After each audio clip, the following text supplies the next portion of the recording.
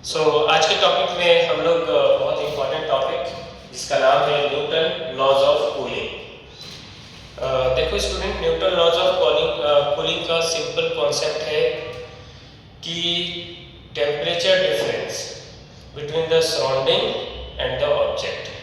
जैसे कि आपकी मम्मी अगर आपको एक कप चाय ला के देती है तो थोड़ी देर के बाद वो कप ठंडा हो जाती है चाय, हम तब तक इंतज़ार करते हैं कि चाय ठंडी होगी तब पिएंगे।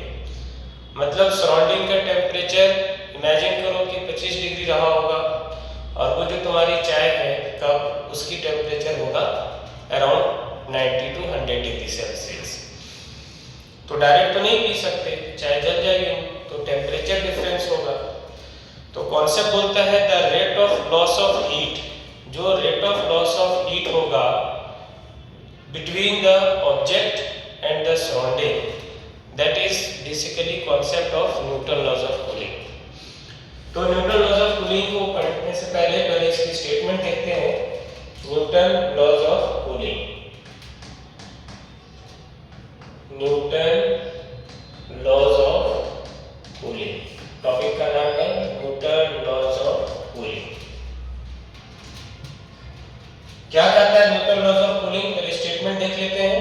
लेट्स सी, स्टेटमेंट कहता है the rate of loss of heat from a body, the rate of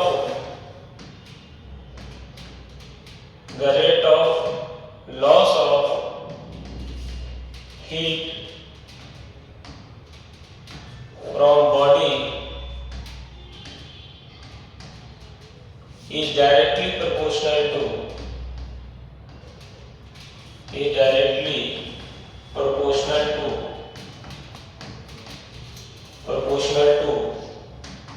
the temperature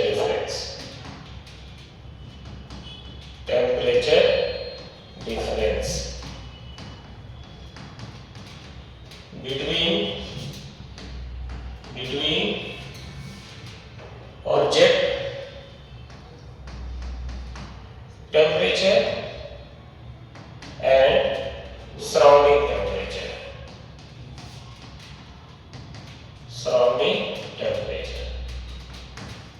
तो यहाँ पे हमने दो टेम्परेचर का डिफरेंस होगा, एक ऑब्जेक्ट का एक सराउंडिंग का।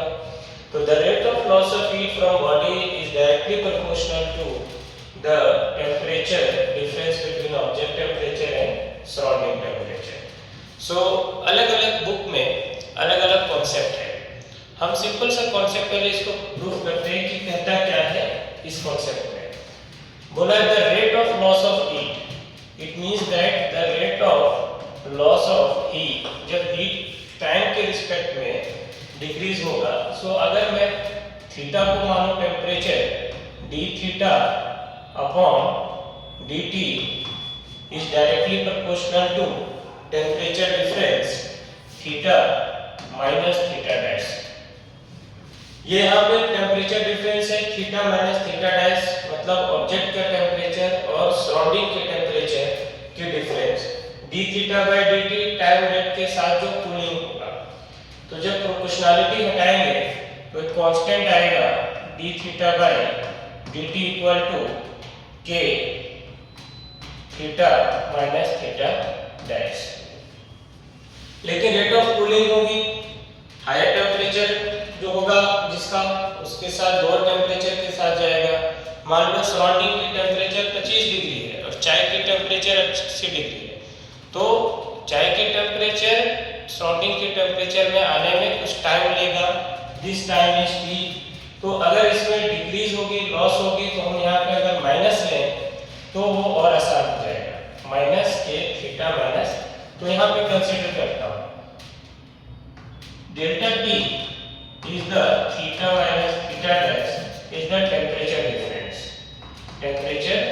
difference और d theta by dt जो है वो change temperature, rate of changing temperature of cooling, the rate of loss of heat of the cooling. तो इस कॉन्सेप्ट में अगर मैं इसको थोड़ा सा मैथमेटिकली देखूं तो yes we can solve it, कि हम इसको बहुत आसानी से सॉल्व कर सकते हैं। जहां पे इस कॉन्सेप्ट को आगे अगर डिफरेंशिएट करके देखते हैं क्या होता है।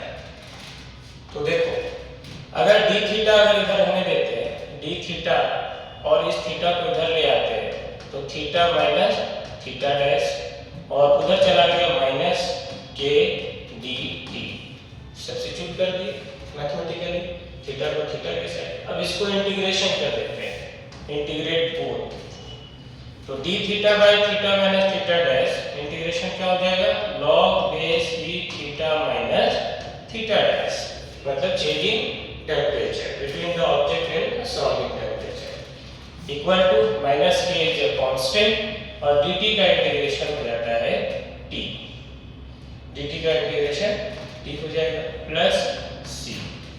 अब ये जो c कांस्टेंट है इसको मैथमेटिकली अगर सॉल्व करें तो ये log a theta upon theta को अगर सॉल्व किया जाए तो हम लोग इसको ऐसे लिख सकते हैं theta minus theta dash equal to log base c उधर चले जाएगा तो c e minus K T, ऐसा लिख सकते हैं। c इज द कांस्टेंट, तो ये हमारा मैथमेटिकली यहाँ पे देख सकते हैं। अब ये थीटा को अगर कैलकुलेट करना है तो थीटा इक्वल टू ये थीटा माइनस उधर जाएगा तो प्लस हो जाएगा, तो थीटा डैश प्लस सी ई माइनस के टी, ये एक इक्वेशन निकल गया हमारे पास। लेकिन यहाँ पे कंसेप्ट समझो कि अलग अलग बुक में अलग अलग किताबों ने अलग अलग तरीके से इसको फार्मूला को ड्राइव किया है। कुछ में चेंज इन टेम्परेचर को अलग फॉर्मेट में लिखा है, जैसे कि the rate of loss of heat from a temperature to T1 to T2, surrounding temperature को अलग अलग टेम्परेचर पे अगर इसको लिखने की कोशिश करेंगे तो हम लोग ऐसे भी लिख सकते हैं थीटा टू, कुछ फॉर्मूले आपको इंपॉर्टेंट